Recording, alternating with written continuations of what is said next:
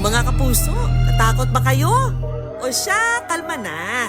Hindi kami nandito para takutin kayo,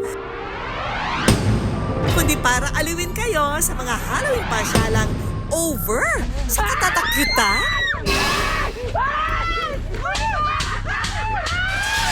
Siguradong titindig ang balahibo nyo kapag pinasok ang Baryo Tanaw. Ang nangyayari sa baryong ito. Ang baryong pinamumugara ng mga kahila-hilakbot na nilalang. Hep, hindi ito totoong baryo ha. Isa itong horror attraction na ang takbuhan hindi sa loob ng bahay magaganap, kundi sa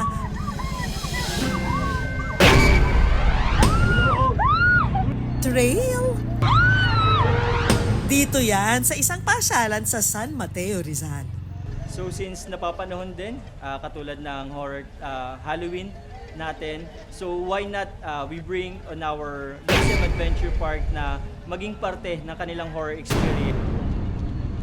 Naging tradisyon na rin daw sa pasyalang ito ang magpalaganap ng katatakutan. Kaya tuwing sasapit ang Halloween season, iba't ibang paandar ang kanilang ino-offer sa kanilang mga parokyano. Sa pagpasok at paglilibot sa Baryo Tanaw, kailangang sumakay sa isang UTV o Utility Terrain Vehicle. Kabugan din sa aktingan ang mga aktor dito ha, na para bang kasali ka sa isang horror movie. Ang nangyayari sa baryong ito. Sana makalabas kayo na ligtas. Kamatayan bago bitawan! Kamatayan bago bitawan! Pero ang talagang nakakapagpataas ng katatakutan level, dahil ang atraksyon nasa gitna ng mountain hill at napapaligiran pa ng mga puno.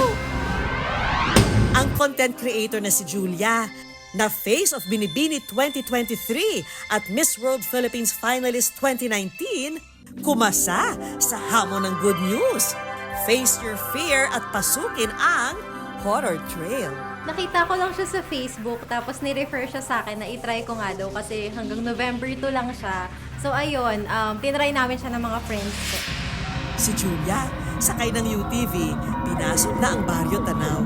Umpisa pa lang, napatili na itong si Julia. Tulungan niyo ako!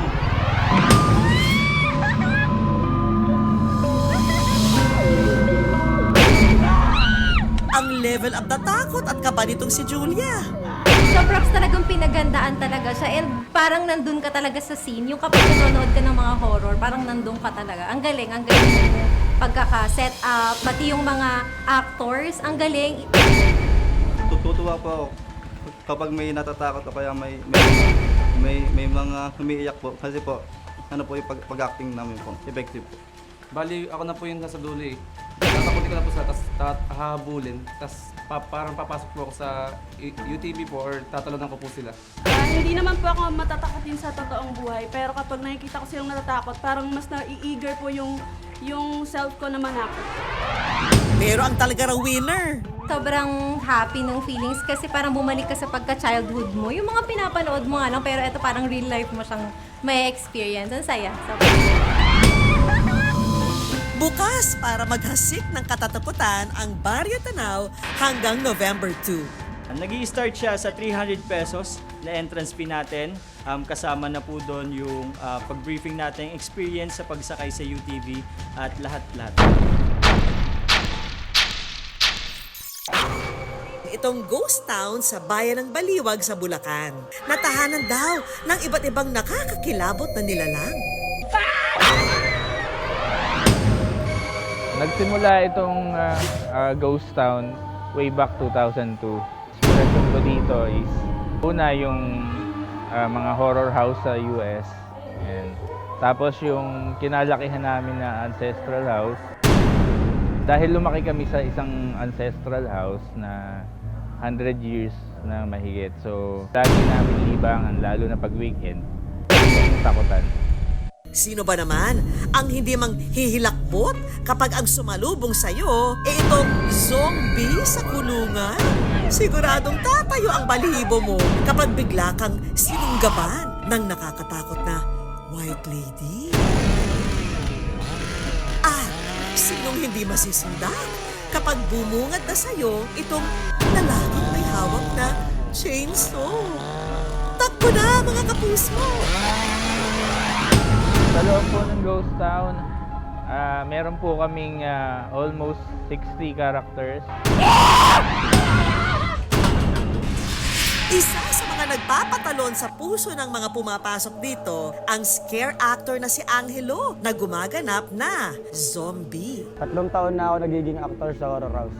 Ano po kasi siya pamilya po talaga pag sa loob na po Gabi-gabing ng araw niyang kinakarir ang pagiging zombie para magbigay aliw sa mga pumapasok sa horror house. Ang nararamdaman ko po pag may natatakot po sa akin, nagiging masaya po kasi nasusulit po yung nila, yung bayad po. Pero paalala rin ni Angelo sa mga pupunta, hinay-hinay sa tilian at takbuhan ha. Sa sobrang katatakutan daw kasi, minsan lang nasapak si Angelo ng isang lalaking bumisita sa horror house. Sumbong na lang din po ako sa guide.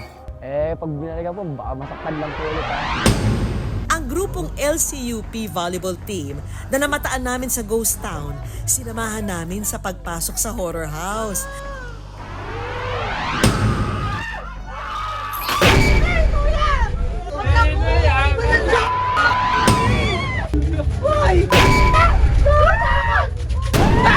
Halos hindi na maipinta ang mukha ng ilan sa kanila.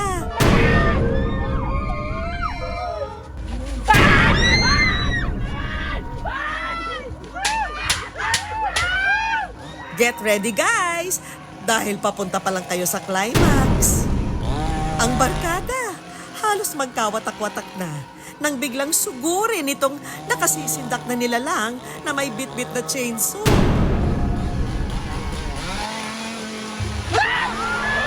Natakot po akong part doon po sa may nangahabol po na may hawak po ng chainsaw.